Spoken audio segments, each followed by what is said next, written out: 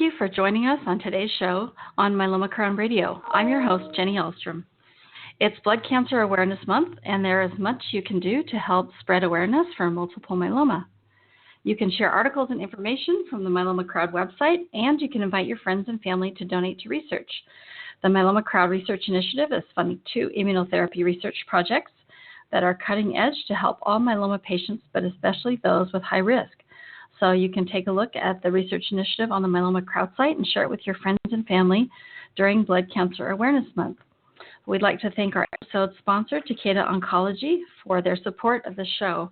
And we'd like to thank all the listeners for getting up so early to be able to listen to a renowned myeloma specialist, Dr. Torben Plesner, who joins us from Denmark, which is the reason for our early hour of this show. So, Dr. Plesner, welcome to the show.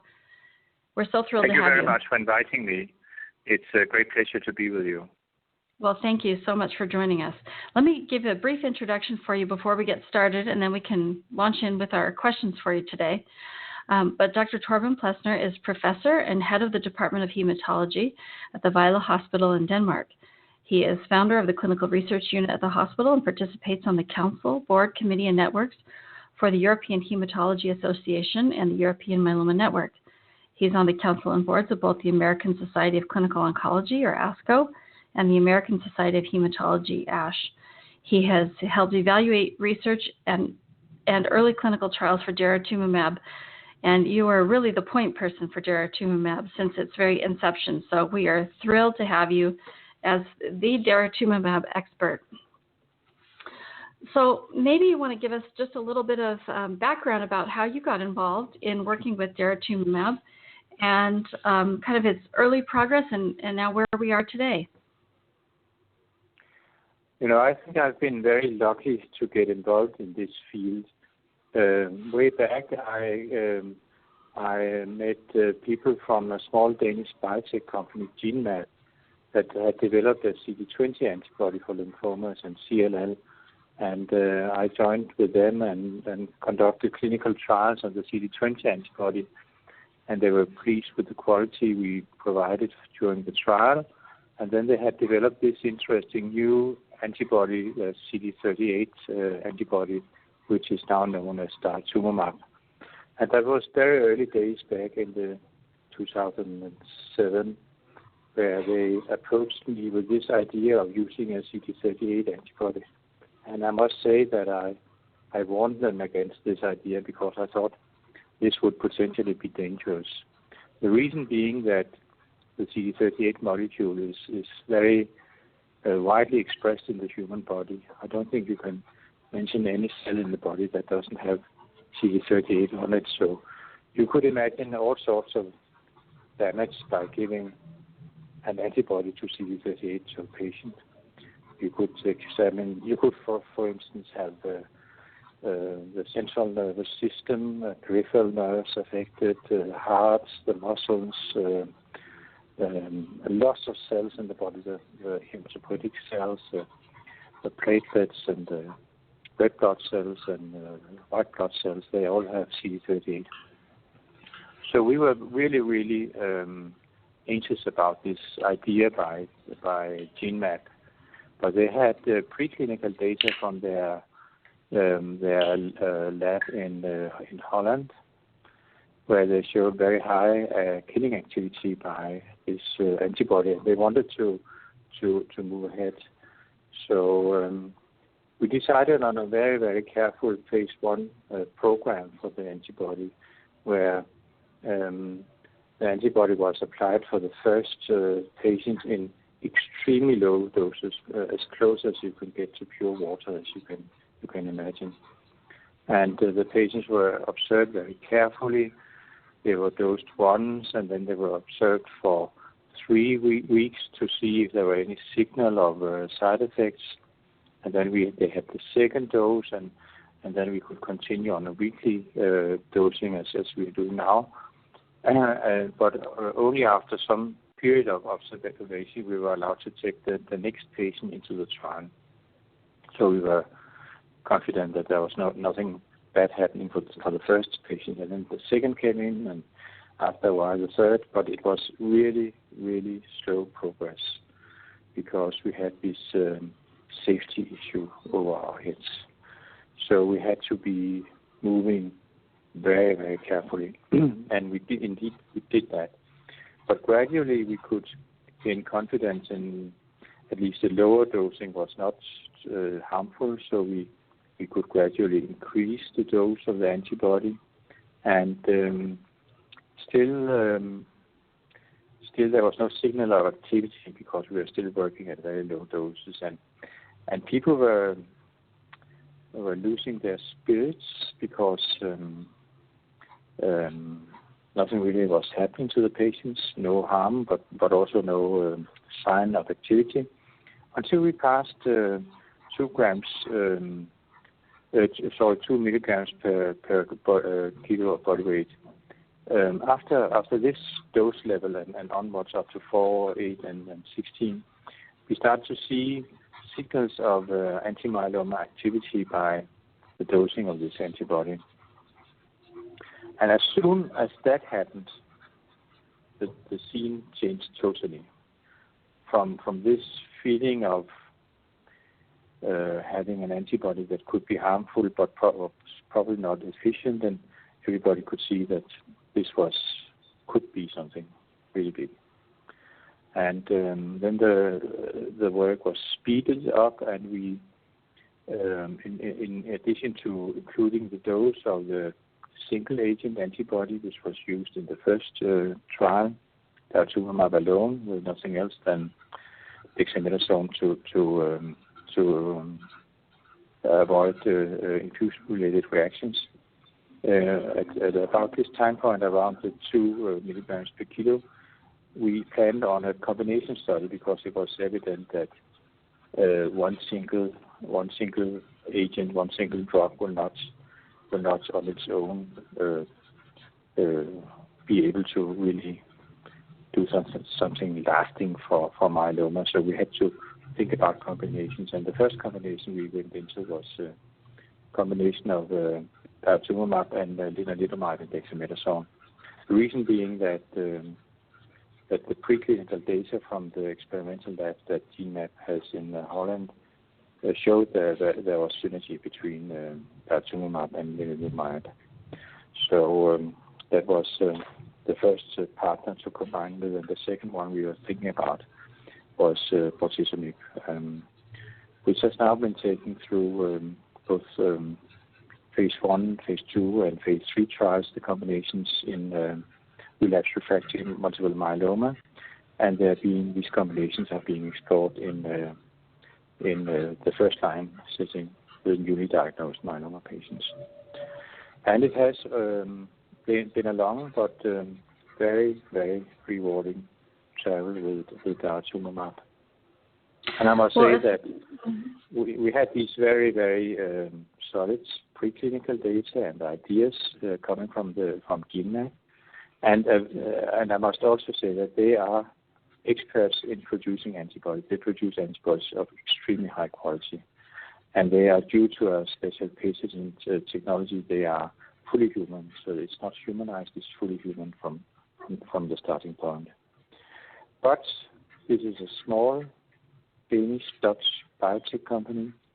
They don't have the muscles to take a drug into phase 3 clinical testing. It takes a lot of financial background, structure to do big clinical trials. So they partnered with Janssen, and that has been a great partner in this development.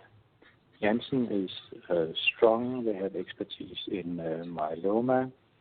They are a very open and academic pharma company. They are really listening to investigators, listening to observations, listening to new ideas, and interacting with us in a very open manner. So we have been able to make very significant progress due to this partnership between pharma and academia and the clinical setting. As an example, we have from the beginning been aware of the fact that daratumumab could kill myeloma cells with complement, with natural killer cells, ADCC called, by inducing phagocytosis with monocytes and macrophages, or interfering with the enzymatic activity of CD38. But one very important, very recent observation is that daratumumab eliminates some regulatory cells that put a brake on the immune system. So these regulatory cells, they are eliminated because they also express CD38, and thus you release a brake that is holding back cytotoxic T cells. So what we see in patients treated with daratumumab is an increased number of cytotoxic T cells, and they are expanding with what we call clonal spikes. So you can see they are really active and they are going out into the hunting field, so to speak. And we think they are anti-myeloma T cells. And we believe that this activity may explain why we have long-lasting disease control with daratumumab treatment. So this is a very important new observation just recently published in Blood, coming from a very strong collaboration between Janssen as a pharma company and academia.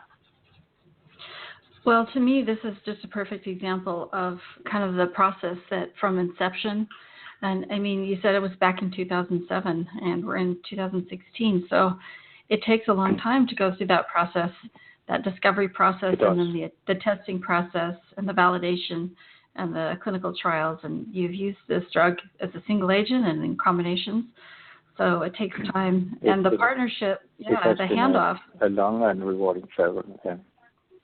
Amazing. It's completely amazing, but this is why it takes a long time, because you have to be careful, and you obviously have been. When we embark on new clinical trials, patient safety is always the first concern. So you cannot do harm. You must be sure that you're not doing harm. And I think a lot of times, no, go ahead. I think a lot of times by the time you enter clinical trials, you have a good idea already, don't you, that it will be effective? I think the first patients that went into this, the first trials, phase 1 of daratumumab, they were extremely brave because they were told that we were dosing at extremely low doses, so it would probably not be efficient. It could potentially be dangerous, possibly very dangerous. But anyway, they accepted to go into the trial, to let us dose them, and pave the way for other patients that could benefit from this treatment. Mm-hmm. So we are standing on the shoulders of many, many idealistic patients that really got themselves involved in this trial, set of trials, and paved the way for the progress we are seeing now. Mm-hmm. Amazing.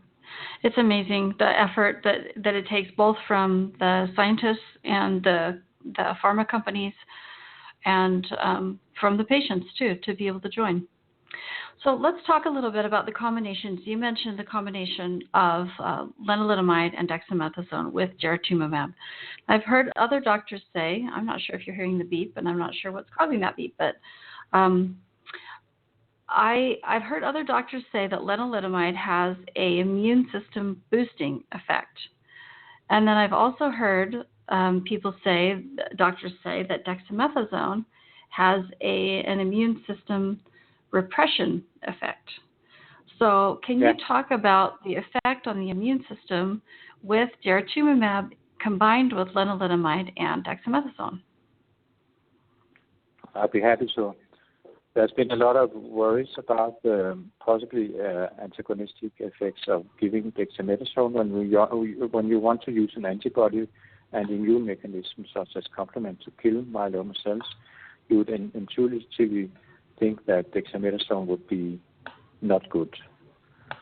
But on the other hand, to cope with the infusion-related reactions that arise when you give an antibody, you need to give steroids, dexamethasone or prednisolone or some other steroid to cope with these reactions to the infusion. So you cannot completely avoid the steroid.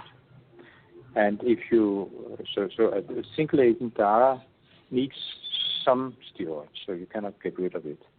And actually, we have no signal that it should be harmful.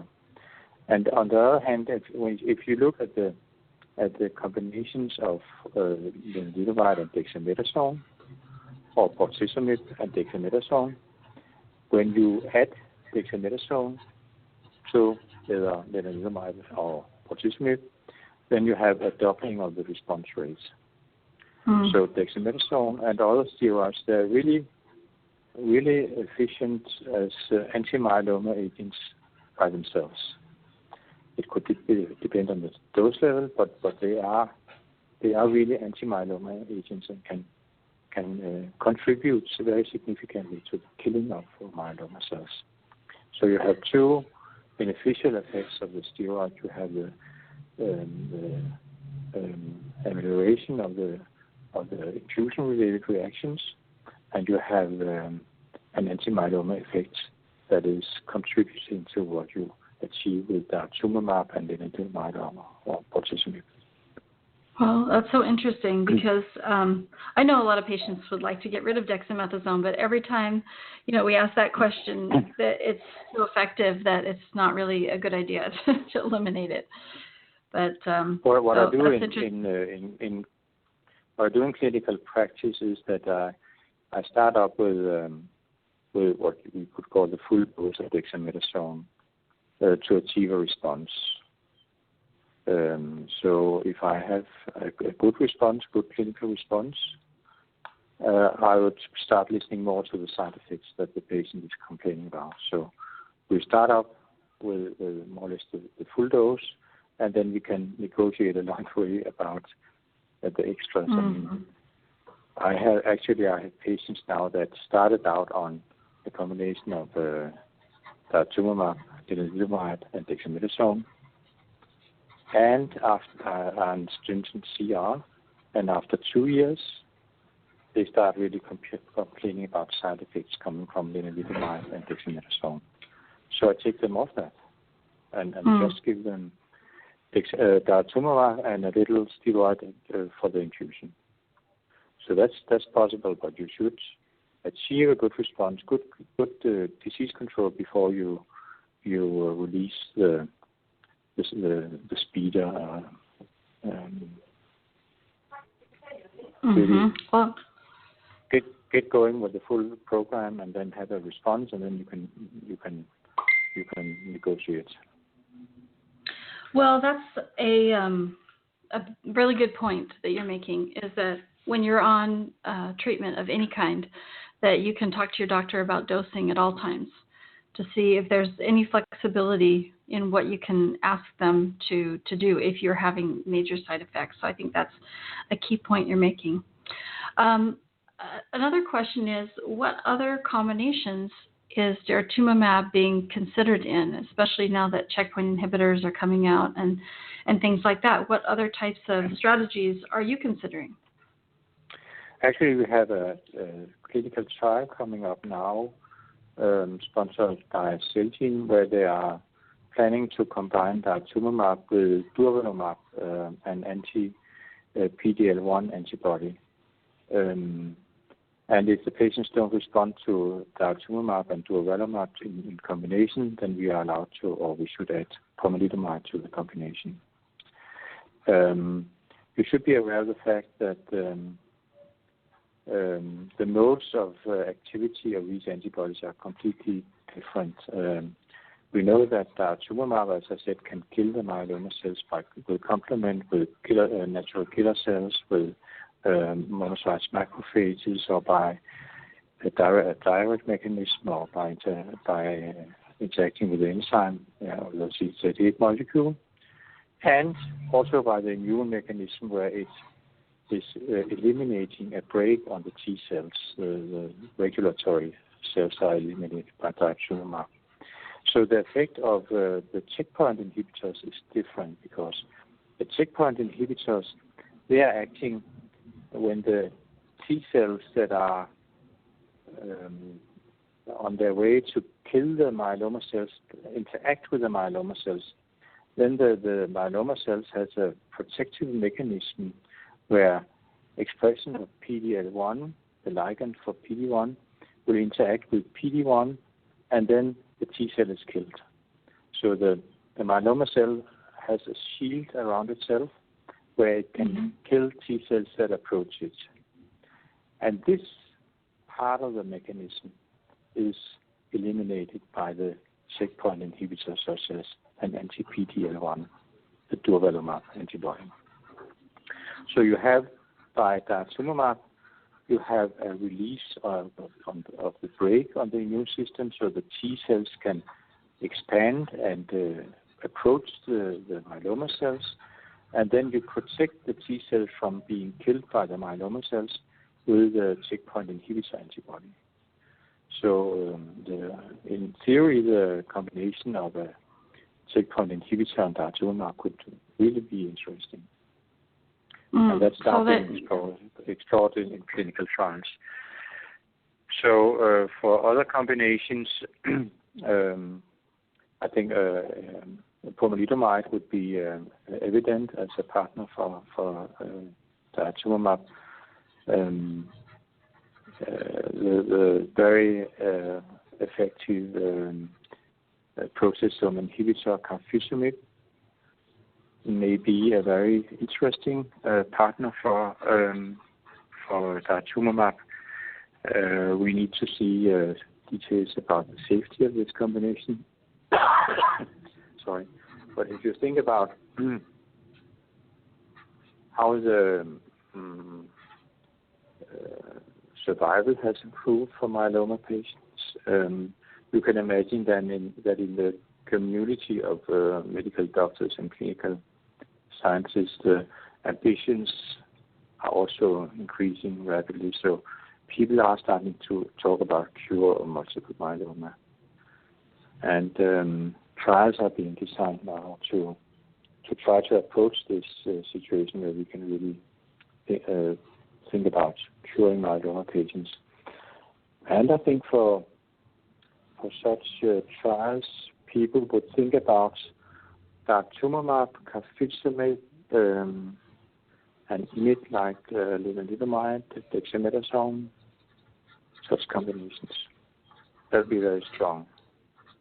And are there therapy probably also. Mm-hmm.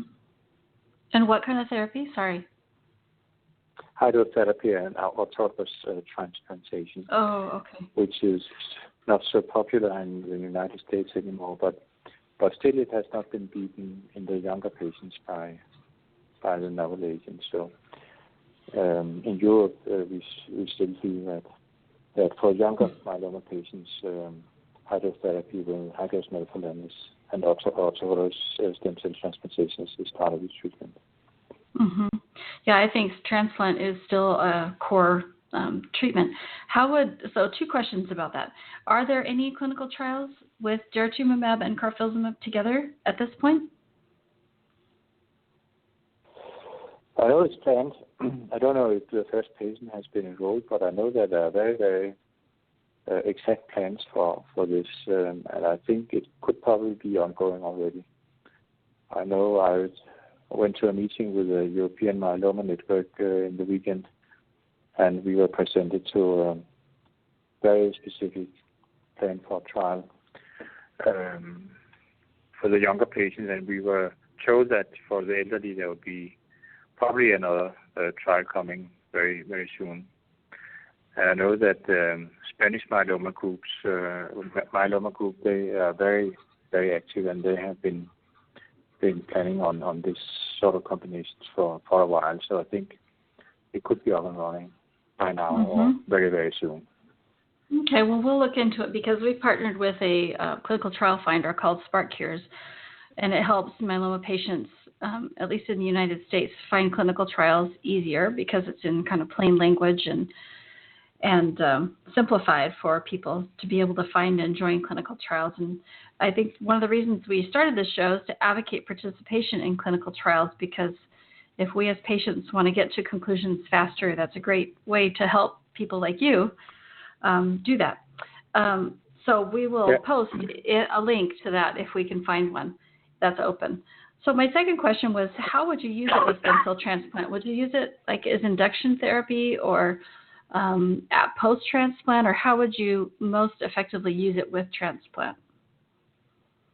Could you repeat that question? I couldn't really hear. Sorry. Oh, sure. So when would be the best time to use daratumumab with transplant, as induction therapy or after the transplant? Or in the plants I've seen, it would be used as part of the induction treatment, such as daratumumab, lenalidomide, dexamethasone, four courses, hydrotherapy with melphalan, and then consolidation, similar to the induction, 4 courses of dara, carfilzomib, then dex, and then a maintenance, which could be dara alone or dara plus dem. So I think that would be extremely strong. And let's talk about maintenance therapy for a minute, since you mentioned it. So you were saying daratumumab could be used as a single agent maintenance therapy. I know a lot of times Revlimid is used as a maintenance therapy. So would you combine those two and maybe do a doublet for maintenance therapy as a strategy? I think the combination of daratumumab and lenalidomide is an extremely strong combination. And I think if you imagine that you have patients that have passed induction therapy, hydrotherapy, and consolidation, entering into the maintenance, then my best advice, from what I know, it needs to be explored in clinical trials, of course, but my best advice would be to give dara lendex for 2 years, and then stop lendex and continue with dara. Okay. I think that would be really, really. We need to explore it in phase 3 clinical trials, but I think that arm will be the winner. That would be your betting guess. And as an expert in daratumumab, I think that would be a pretty good guess. I know clinical trials kind of validate all of that, but that's great to understand and hear. And I know when all those new drugs were approved last November, and daratumumab was included in that in November of 2015, it became a little more challenging for myeloma experts to know what to use and in what order, with what timing, with what dose, and in which combination. So that's a great suggestion. Let's talk about daratumumab also in smoldering myeloma. What do you suggest, and how is it being tested in clinical trials in smoldering myeloma? I think smoldering myeloma is a very, very difficult category of patients to deal with, and very challenging to run clinical trials on, because you have to be extremely careful about your definition of the trial population, to be able to afterwards to extrapolate to the general population and give advice about who should be treated and who will not benefit from treatment. So my feeling is that this field of smoldering myeloma is a very difficult one. That being said, a lot of work has been done recently to try to identify patients with smoldering myeloma that are in high risk of progression to active myeloma, and there has been a desire to avoid this progression by treating early. So we could potentially benefit from early treatment, but it's still a bit uncertain, and we're still working on clinical trials to sort out who to treat and who not to treat. I mean, I have patients with smoldering myeloma that have not been treated but just followed for 10 years or more, doing fine without any sort of treatment, and others that are progressing within a few months. So it's really a difficult field to approach with a trial, because the way you select the patients for treatment or the control arm, no treatment, that will determine the outcome of the trial. Right. One type of assay that we are very interested in now to determine the risk of progression from smoldering myeloma to active myeloma is diffusion-weighted MRI. I think that is a technology that carries promise for the future. We still need to learn more about the information we can get from this type of technology, but we do it for patients with smoldering myeloma. We do it at the time of diagnosis, and the consensus is that if there are more than one lesion in the bone marrow, then you should treat. But even those that made these recommendations, I don't think they do it in clinical practice, but they follow the patients and they repeat the MRI, and if there are new focal lesions coming in the bone marrow, if there's a progression in the bone marrow, then they will start treating the patient. So you need to see some sort of development in the situation before you jump to treatment. If we are outside of clinical trials. Mm-hmm. So another question that I have is when you use daratumumab, I know there are some things that that patients need to be aware of. And I know a lot of patients now are aware of the longer infusion times at the first few infusions, and then that kind of tapers off. And the reactions that you were talking about that are calmed down by some of the steroids at the very beginning of the infusions and not in further infusions. But there's also a blood type loss, and maybe you want to talk about that and what patients need to think about when they start daratumumab. Yes, you have a problem with daratumumab, which is coming from the fact that it's a small amount of CD38 expressed by the red blood cells. So you have daratumumab, which is a human antibody molecule of IgG type binding to the red blood cells in very small amounts. So it doesn't cause any harm. If it was bound in great amounts, you would see a destruction of the red blood cells, you would see development of anemia and clinical problems. But that's not what you're seeing. You're just seeing this very subtle binding of an antibody to the red blood cells. But that very subtle binding can cause confusion when the blood bankers are working to find the optimal blood for transfusion, because they are fooled by this presence of an antibody that seems to be something irregular that would preclude you from using a blood product from a certain donor. So you have this seemingly incompatibility, which is not a real finding, but a finding caused by daratumumab. So you have to be very careful with your blood typing before you start daratumumab. So when the cells are without any trace of daratumumab, you need to have a blood typing done, and you need to carry information about your blood type for future use if you are in need of blood transfusions. This problem from daratumumab will continue during the whole period of treatment with daratumumab, and half a year after the treatment has been terminated, you will still have traces of daratumumab on your red blood cells, and you will still cause trouble for the blood bankers. But if they are informed about the fact that you are receiving daratumumab, then they can circumvent the problem by certain chemical treatment of the red blood cells to get rid of the bound daratumumab, so they can do the typing in a proper way.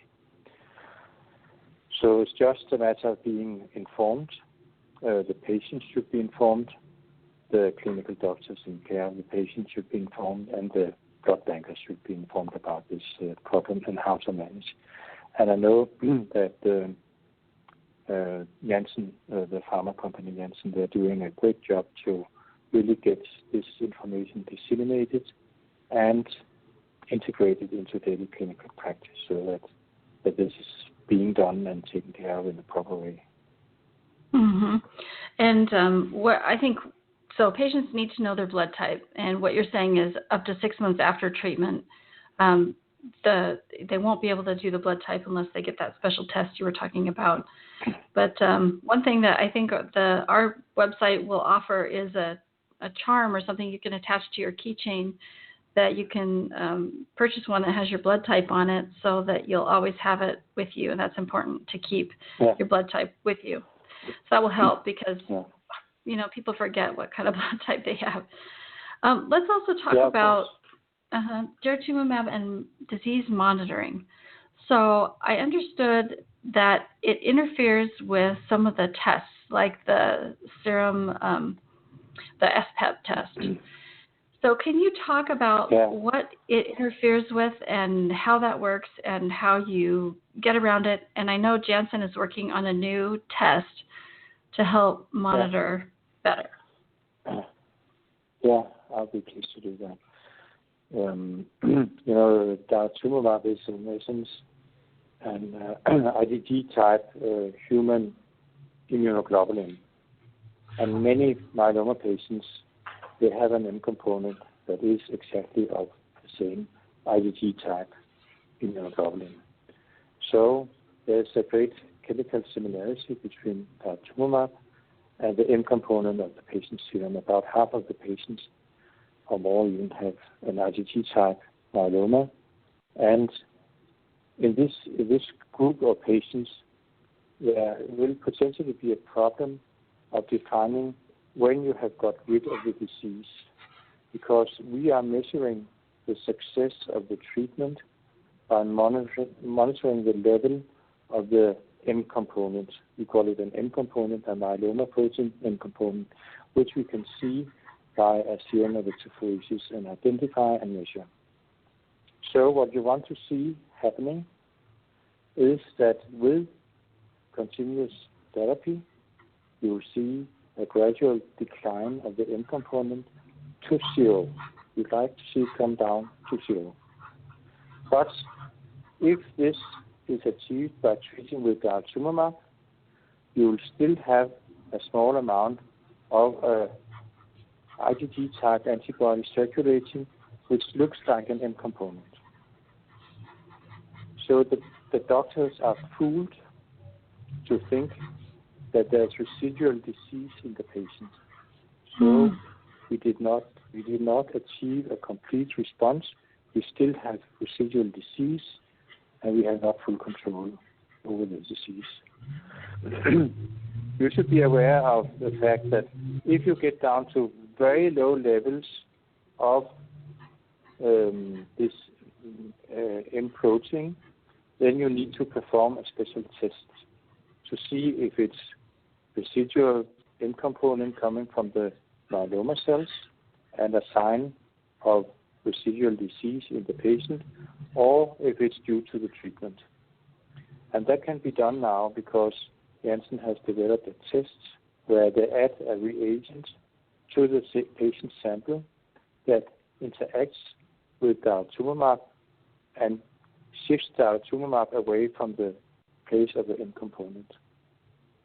So by doing this and running an electrophoresis, you can see if the traces you're seeing in the patient sample are due to M component or due to daratumumab. If you can show that it's daratumumab and not M component, then you need to go one step further, because to formally prove that you have achieved a CR, complete response, you need to take a bone marrow and show that you got rid of all the myeloma cells. So this is really critical. We have a smoldering myeloma patient, Dana Holmes, who's created a Facebook group that we'll share a link to with you later, that you might want to join, because patients are just discussing their experience with this drug. And some patients, they have doctors who don't know this, and they are being pulled off the drug because it looks like it's not working. And so this is critical for patients to know that there may be, it may still look like there's residual disease, even though that M protein level went down. So when you say you need to get a bone marrow biopsy to see if patients are in complete response, is that the MRD test, or what specific test is that looks at I think level? we are working a lot on MRD assessments nowadays, but the definition of complete response is that by simple morphology, by looking at the bone marrow in a microscope, you can see that the abnormal myeloma cells that had accumulated at the time of diagnosis, they have disappeared. So you are down to very low or zero numbers of myeloma or plasma cells in the bone marrow, and there's no clonality. So that would be the test, the simple examination of the bone marrow in the microscope. Of course, you can refine this further, and that is being done now in clinical trials and also sometimes outside of trials by different methods that are being explored, such as flow cytometry, which has proven to be very successful in many centers, but also a new technology called next generation sequencing is gaining popularity and becoming more and more used, at least in clinical trials. I think it will be more and more an obligatory part of clinical trials to look for this MRD assessment with flow cytometry or next generation sequencing. Still, you should be aware of the fact that when you take a bone marrow sample out to examine it by flow cytometry or next generation sequencing for residual myeloma cells, this is a sample from one part of the body you're taking out, and you cannot exclude with certainty that there couldn't be myeloma cells somewhere else in the body that could escape detection, even with a very sensitive technology. So therefore, people are also discussing to what extent imaging technologies should play a role in the assessment of CR. And here we are talking about a technology like diffusion-weighted MRI, which could show that the bone marrow has normalized its appearance. Or people are also working on PET-CT. Many patients with myeloma have focal PET-positive lesions at the time of diagnosis. We want them to disappear with treatment. So imaging technologies could give you a global view of what's going on in the body, as opposed to the local sample you are taking for MRD assessment by flow cytometry on the next generation sequencing. Mm-hmm. So what you're saying is that people are looking at a whole body assessment instead of just looking at one. We need to take all these technologies into use to really be sure that we are doing our best to assess if this patient needs more treatment. One thought for the future could be that if you have a patient that has normalized his MRI, normalized his PET-CT, has undetectable myeloma cells by sensitive MRD assessment by flow or NGS, that perhaps after some years of maintenance therapy, you could think about stopping therapy and observing if the patient, if the disease showed signs of recurrence, and then start treatment again. A bit like the approach that has been taken with chronic myeloid leukemia, the Gleevec and the other inhibitors of this tyrosine kinase. They've been giving to bring down the disease level to very, very low levels, or almost undetectable or undetectable. And then perhaps at some time point after some years of treatment, you could stop treatment and watch carefully to see if there's signs of recurrence. But to do that in myeloma, you really need to take different methods into use to assess the patient properly. Mm-hmm. And do you have any indication about? I know Janssen was working on a specific test that could be used in the clinic, so the doctors could use that easier to see if there was, the M protein was either the daratumumab or the actual myeloma cells. Do you know when that is anticipated to be available? I think that Janssen has they have committed themselves to make this assay available to the community. So I think doctors that are treating patients with daratumumab should approach the local representative of Janssen and ask for an address, a lab where they could send samples to if they have a patient they think could be in the complete response. They could be looking at daratumumab in the patient sample. Then they should be able already now to send a sample to a reference lab appointed by Janssen. I think that should be in play now. Mm-hmm. Okay, that's a great suggestion. Now, I have one last question. I know we have a lot of caller questions and a lot of people in the daratumumab group, and I've written their questions down. So if they're not online, I can ask them for them. But we read an article about Atra possibly helping with daratumumab. Can you speak to that? The possibility of having daratumumab? No, of the drug Atra, A-T-R-A. Oh, it's Atra, the Atra story.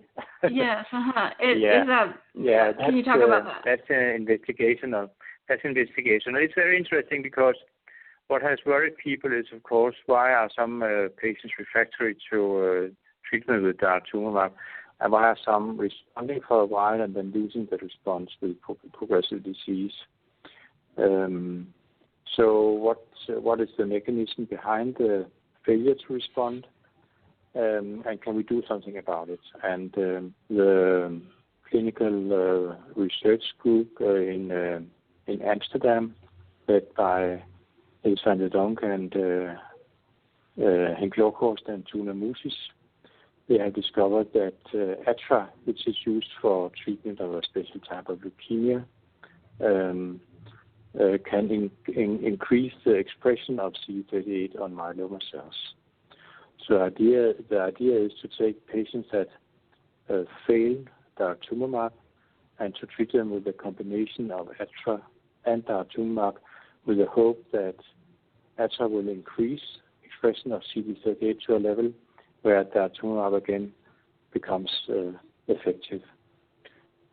So that is being explored right now in a phase 1 clinical trial in Amsterdam, and we have been invited to take part in the phase 2 when we can expand at a certain dose level to see if to learn more about the activity of this combination. But it's still clinical trials. Okay, so a work in progress, it sounds like. Work in progress. Yes. Okay, well, I would like to open it up for caller questions. And Maureen, I know you are on the phone.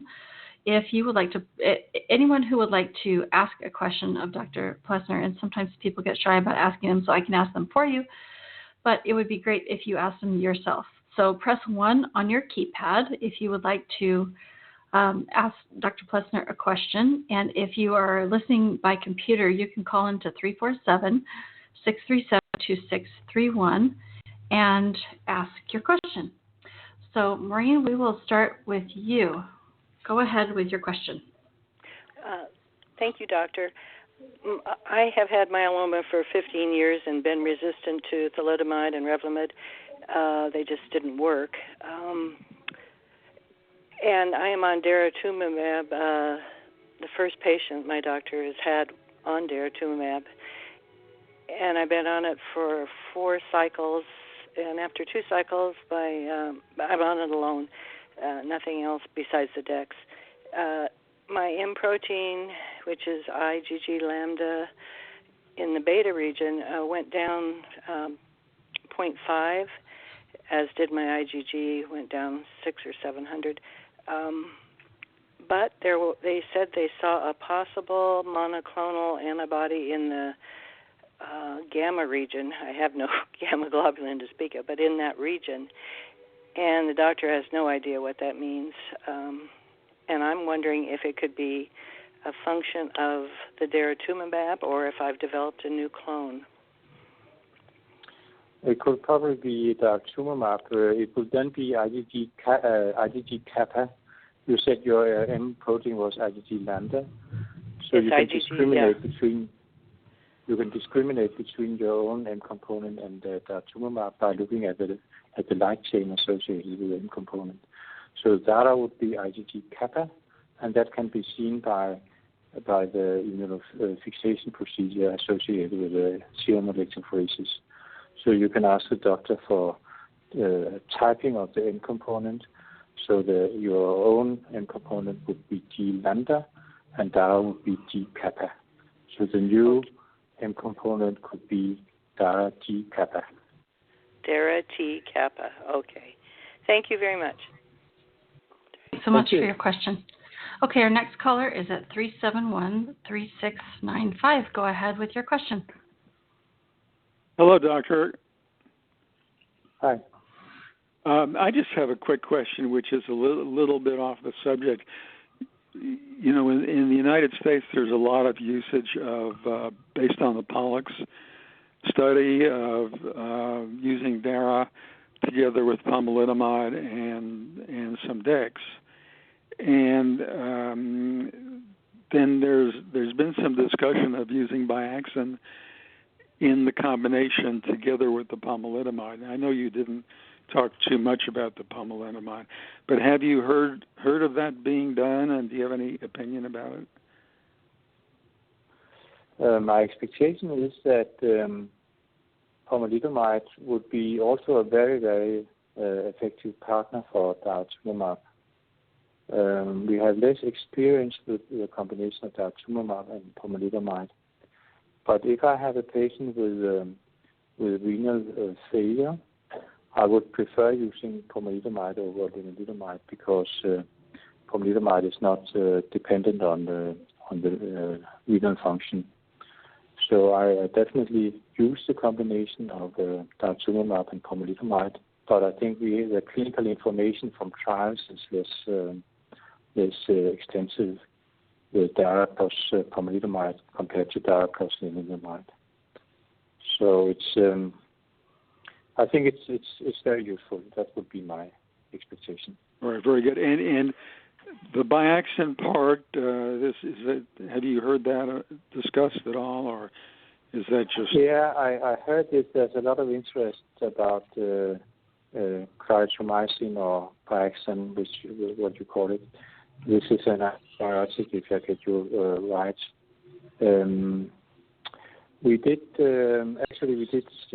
right now terminate a clinical trial prematurely here in Denmark, which was a randomized trial with clarithromycin or Biaxin, this antibiotic, because we had a number of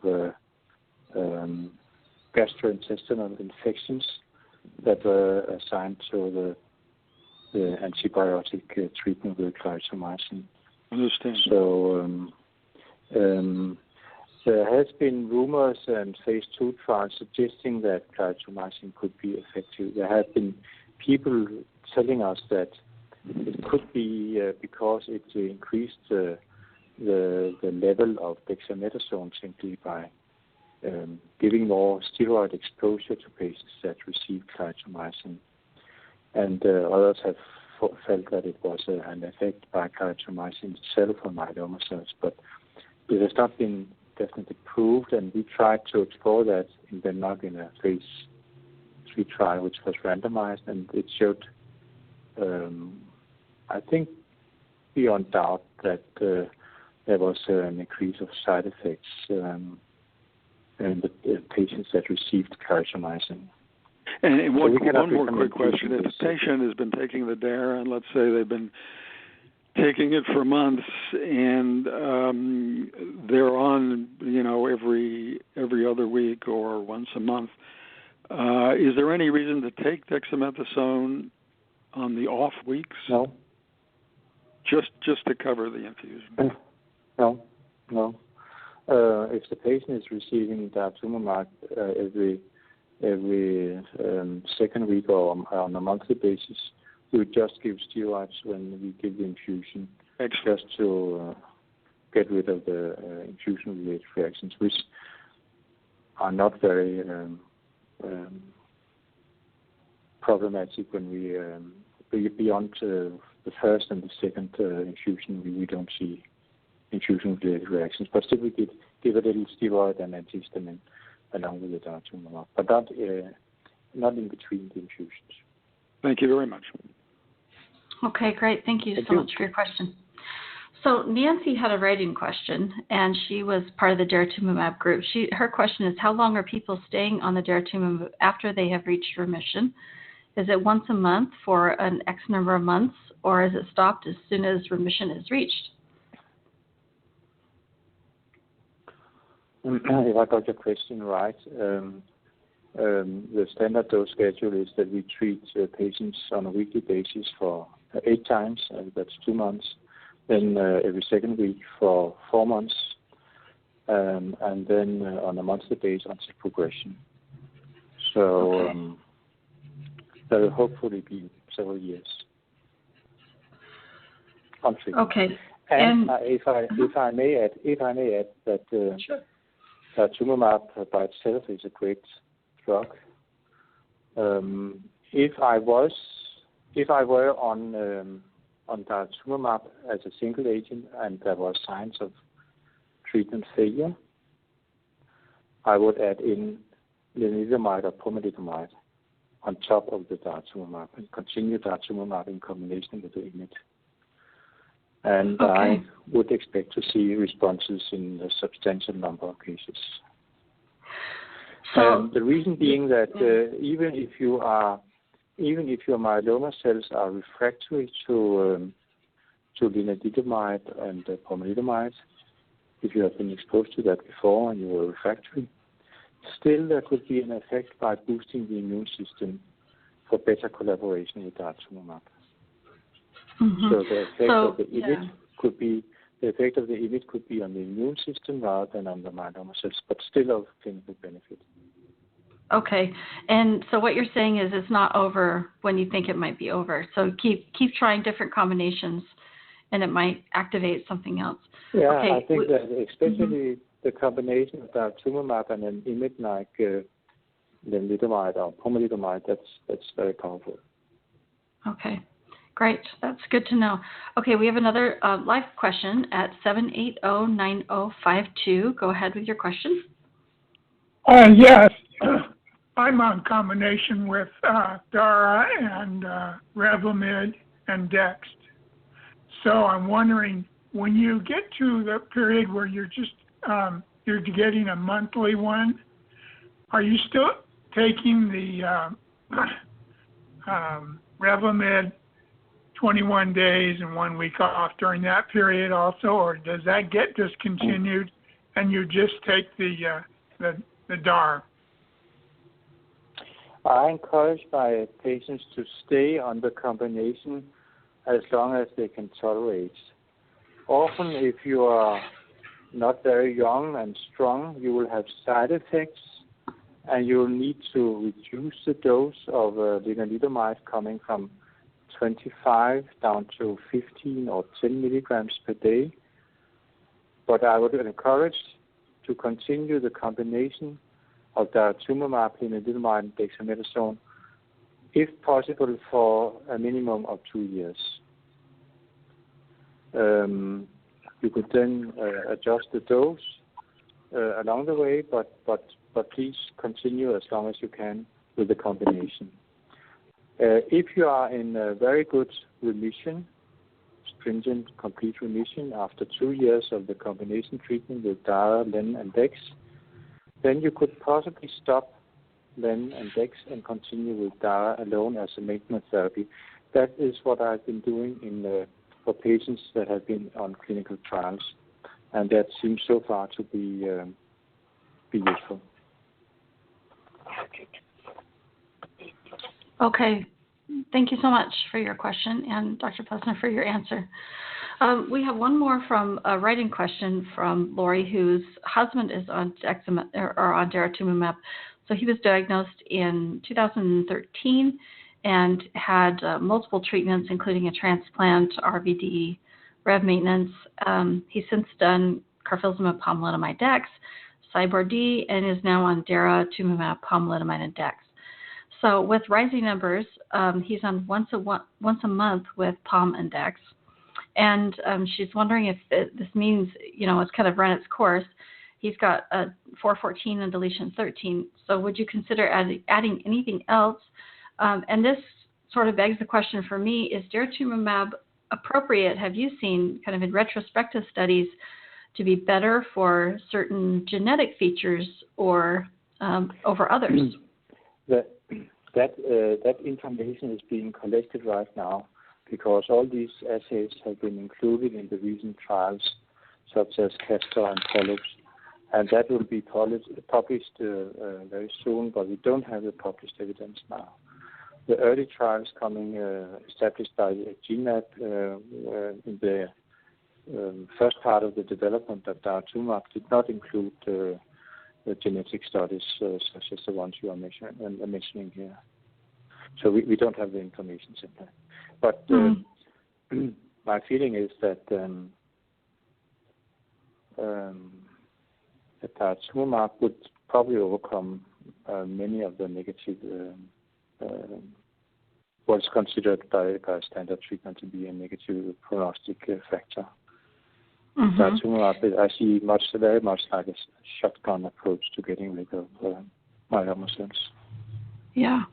And with her question, and her husband's been on multiple therapies, would you add something different, like Velcade or something that he's previously been on in combination, like you were mentioning earlier?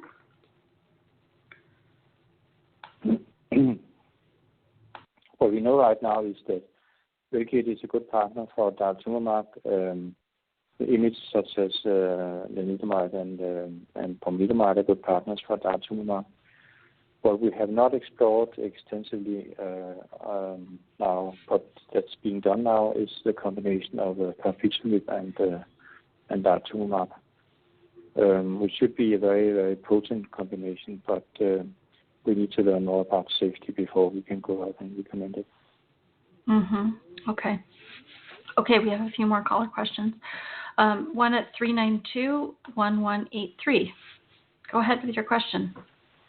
Thank you, doctor. I was diagnosed at 74, pain in my hip. They discovered that had to be partially removed. I had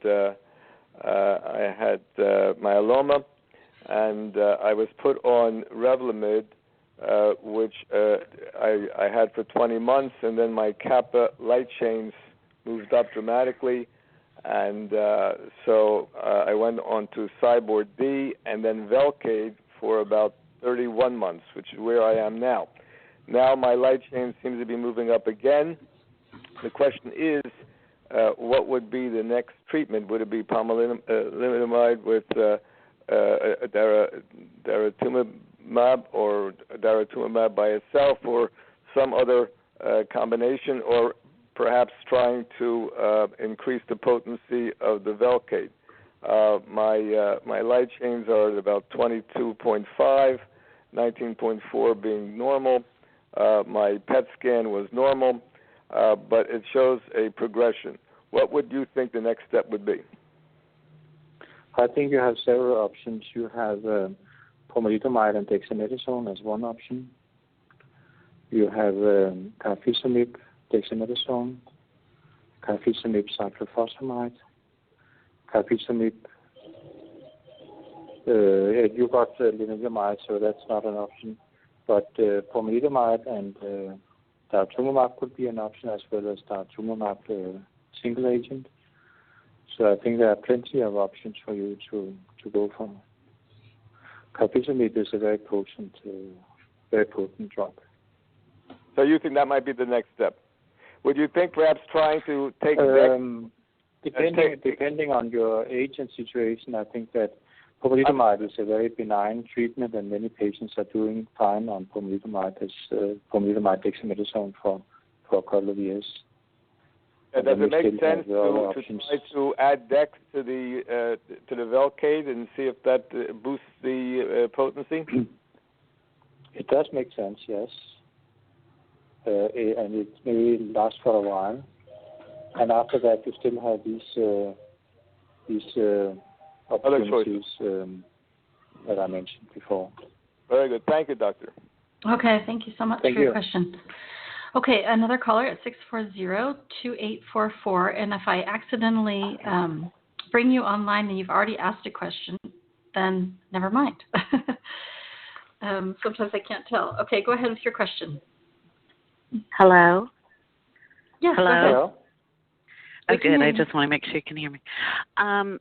I'm a smoldering patient currently on a clinical trial agent, daratumumab, and I was on the intermediate arm, which is essentially an 8-week cycle followed by bi-monthly treatment. Following the 8-week cycle, I was having a really pronounced response with my M-spike reducing by 50% and my involved kappa being reduced by 50%. And over the course of the last 4 months, while on 4 to 5 months, while on the bi-monthly infusions, my M-spike is increasing as well as my kappa.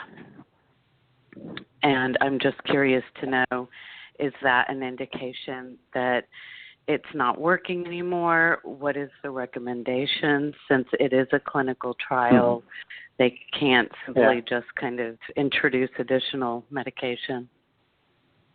You cannot introduce anything extra on top of what you're doing now, as long as you are faithful to the clinical trial. So as long as you get nervous about your own situation, you should remain faithful to the clinical trial. But if you feel that you are in some sort of danger, you should tell your doctor that you want to quit the trial, and then you have many options to go for. Okay, so you would recommend just continuing with the trial even though my numbers are increasing? Yeah, to a certain extent, yes. The important is that there's no organ damage. The criteria that you don't have osteolytic lesions coming and so on. So you may ask your doctor to check for osteolytic lesions, and if you can see from the blood test that there's no anemia, no renal problem, then you can continue on the trial. But as soon as you see any sign of signal, you should stop and leave the trial.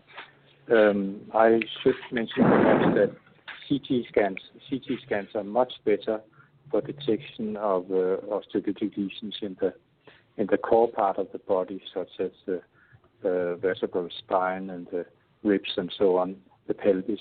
You see much more by CT scans compared to conventional X-ray. So if you're going to be assured that there's nothing developing, please ask for a CT scan rather than X-ray. Is there historically any potential for there being a bit of a roller coaster, having the M-spike increase and then with time having it reduce again?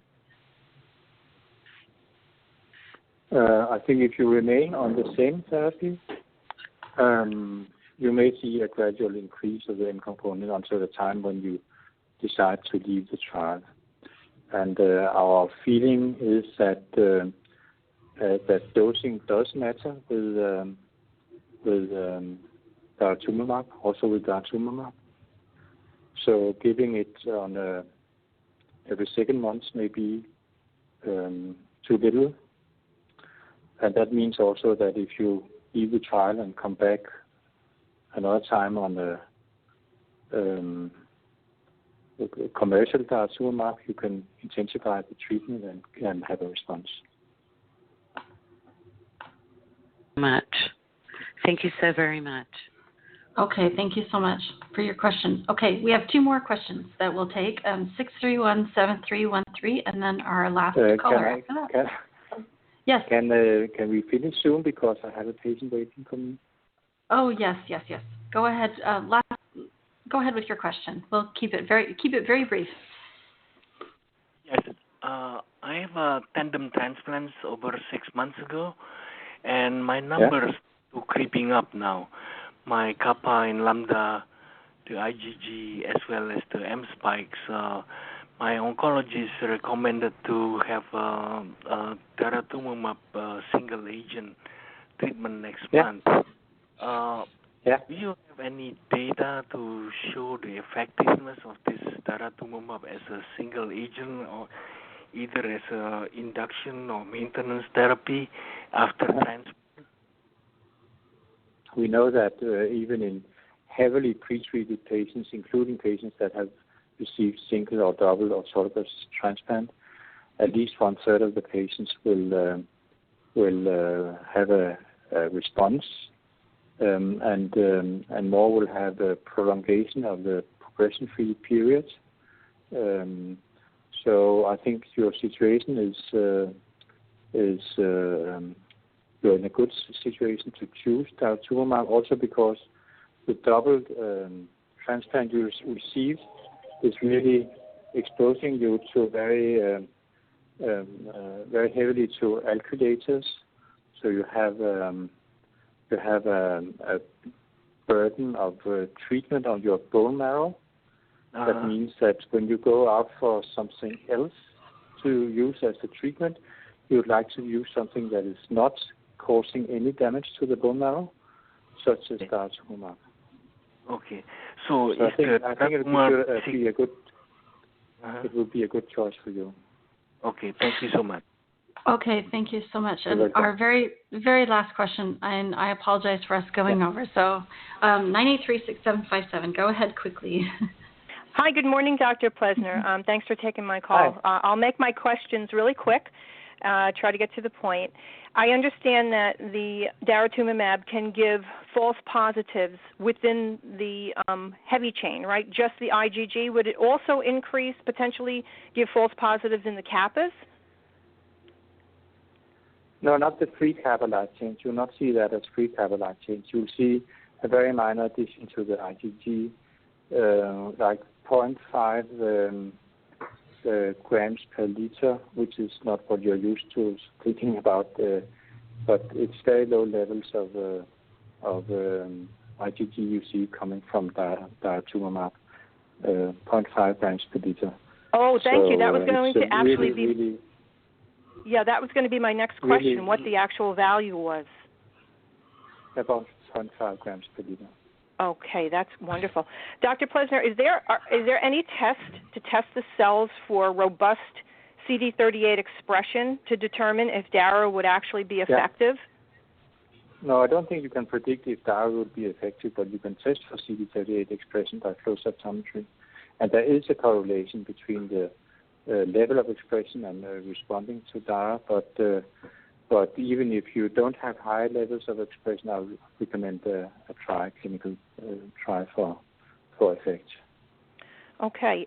I know that you've been working with DARA for a very long time, and I'd like to know, what is the longest time that you've actually seen it continue to be effective? Can some patients actually continue on it and respond long-term, years even, or will it eventually stop working in every patient? We don't know that yet. We have patients that are in stringent CR after more than 2 years of treatment. And if that will last, we don't know. If we have cured some of them, we don't know. We are continuing treatment. Okay. If DARA is not effective alone, which drug, if a patient was refractory to, let's say, the IMiDs and the proteasome inhibitors, which drug would you add back first? Is it a pattern? Would you go with the IMiDs first, and if no response, then either switch to a proteasome inhibitor or add a proteasome inhibitor? Is there a method to that? I'm very impressed about the activity of carfilzomib. Mm-hmm. And we have seen that patients may respond to the combination of carfilzomib and dexamethasone. If they lose the response to this combination, we add in cyclophosphamide. There has been a publication from of a phase 2 trial from a group in Italy, showing that addition of cyclophosphamide to carfilzomib can give very nice responses. And we have seen actually patients that lose carfilzomib dexamethasone response when we add in cyclophosphamide on a weekly basis. Then we see they regain their response. Okay, and so that's that Cytoxan, yeah? I would add Cytoxan, yeah. And if that doesn't work, I would add an IMiD, lenalidomide or pomalidomide to carfilzomib and dexamethasone. Okay, because I have a member in my Facebook group, the DARA group, that actually was on DARA and carfilzomib, but she had to stop the Criprolis because of side effects.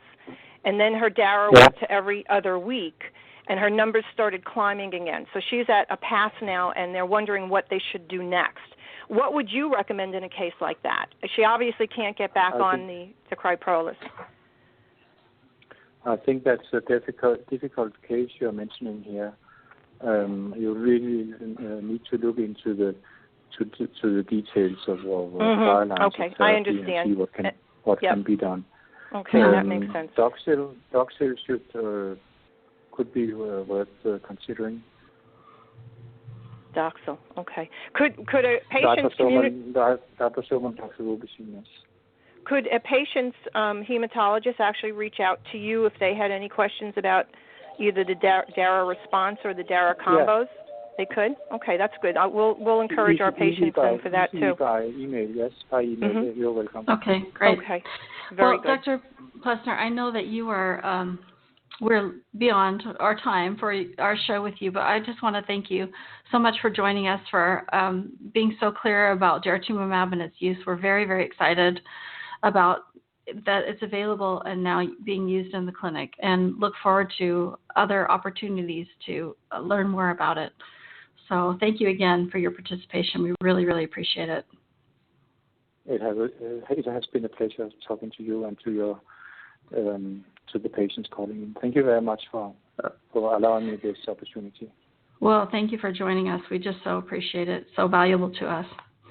And thank you for listening to another episode of Myeloma Crowd Radio. You can join us for future shows to learn more about the latest in myeloma research and what it means for you. And thank you so much.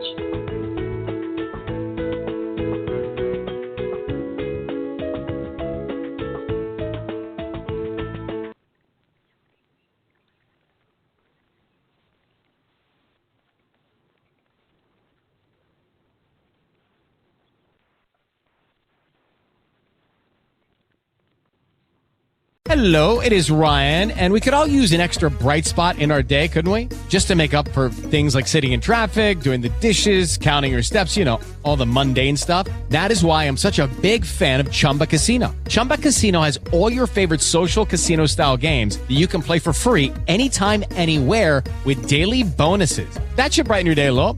Actually, a lot. So sign up now at ChumbaCasino.com. That's ChumbaCasino.com. No purchase necessary. VGW Group. Void where prohibited by law. See terms and conditions. 18+.